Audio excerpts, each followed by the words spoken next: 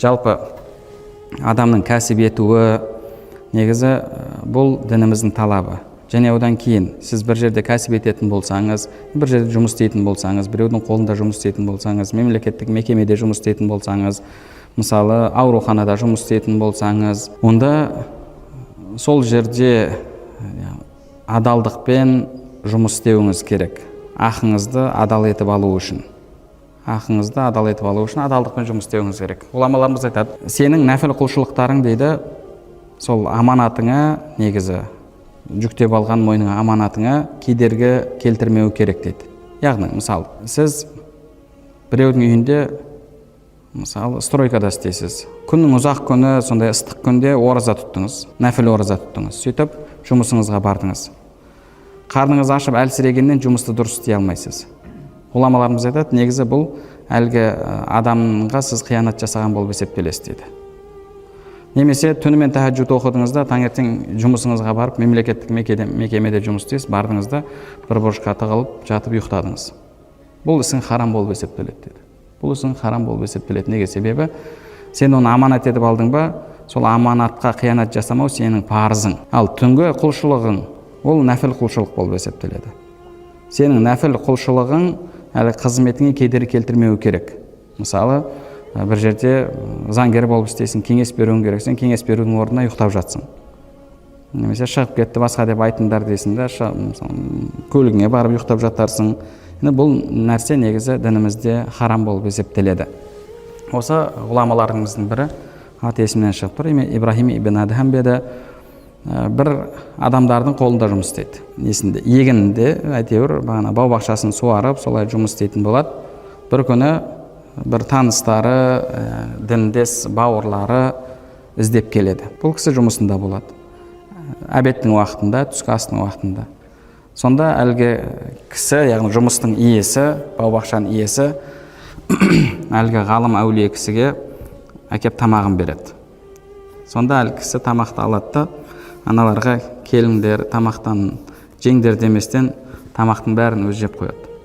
Жандағылар таңғалады, енді кел деп, бір ауыз дей, басқа деп айтқан жоқ деп. Сонда әлгі ғалымның айтқан сөз бар. Егер мен қазір үйімде болғанда, өзім тамағым болғанда, тамағым барлығын сендерге берер едім. Бірақ мен мына адамның қолында жұмыс істеймін. Бұл адам маған тамақты тегін беріп жатқан жоқ. Осы тамақты жеп, жұмысымды дұрыс атқарсын деп маған беріп жатыр. Мен қазір қарным аш. Жемесем, бұдан кейін обедтен кейінгі жұмысты дұрыс істей алмаймын. Мен, яғни тамақ сендермен бөлісуім, бұл сүннет. Енді ана адамның алдындағы қызметім, ол мен парызым. Сол үшін де мен парызыма қиянат жасап, сүннет амалды жасай алмаймын деп осылай жауап берген. Яғни, жалпы адамда бұл амалдарды реттеу деген де мәселе болуы керек. Күндіз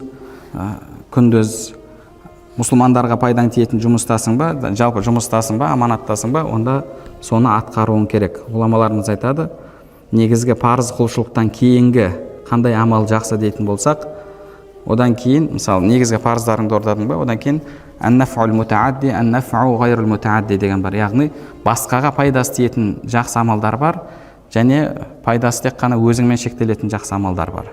Қайсысы жақсы деген кезде басқаларға пайдасы тиетін амалдар жасайтын болсаң, сол сен үшін көбірек сауап болады. Сауабы көбірек болады.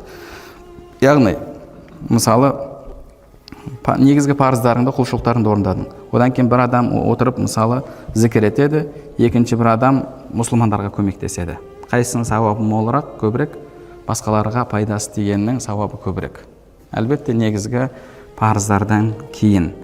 Сол үшін де, жалпы адам әрдайым сол адал кәсіпте болуы керек. Және егер ол кәсібі, егер біреудің аманаты болатын болса, біреудің қолында жұмыс істеп жатқан болса, немесе мемлекетте қызмет етіп жатқан болса, онда ол жерге қиянат етуіне болмайды.